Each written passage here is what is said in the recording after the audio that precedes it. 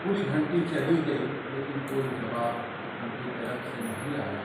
और वही दिन है दोपहर का समय जब सिन्हा जी ने हम लोगों का साथ छोड़ा। दोपहर के समय वो अपने गांव में थे, जैसा कि बताया कि गांव के जो, और अक्सर वो मुजफ्फरपुर जाया करते थे। और यह भी वो एक जमींदार परिवार से आए थे और उनके पास अच्छी खेती और ये संपदा थी और वो उनके ऊपर एक बोझ की तरह थी। अक्सर हमारी इस पर चर्चा हुआ करती थी और हम कहते थे कि भाई वो अक्सर मुजफ्फरपुर चले जाते थे, अपना बंदोबस्ती और मालगुजारी के चक्कर में जाते थे। और हम कहते थे कि भाई ये सब जो लफड़ा है हम लोगों का है ना, ये लफड़े को अपने सिर से उतार देना चाहिए। और ये जो नई पीढ़ी है, जो उनका बच्चा जो है वो चेक में, प्राग में है, विदेश में रहता है। एक बेटी उनकी बरेली में है, दूसरी बेटी, क्योंकि उस दूसरी बेटी का कोरोना काल में उसके हस्बैंड का निधन हो गया और उससे वो बहुत शॉक थे। मतलब ये घटना ने उन्हें अंदर से बहुत बेचैन भी किया।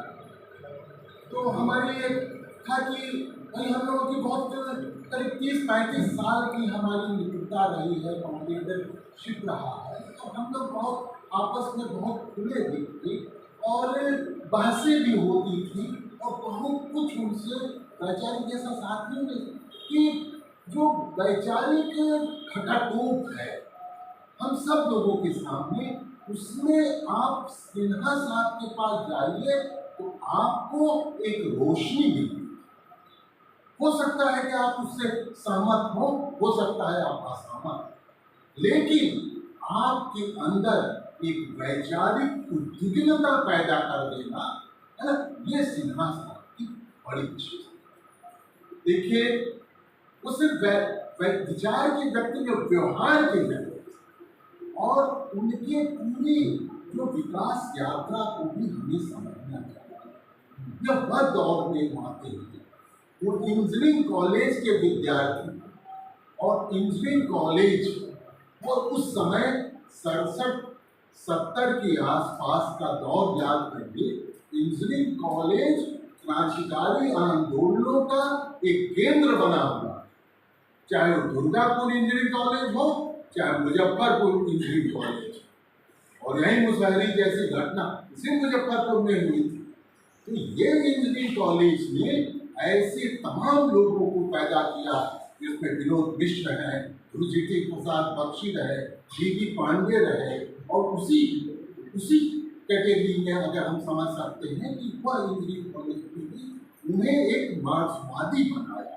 नक्सल आंदोलन के साथ उसकी वैचारिक और उसके विमर्श के साथ, और उसके बाद उन्होंने कभी पीछे नहीं किया।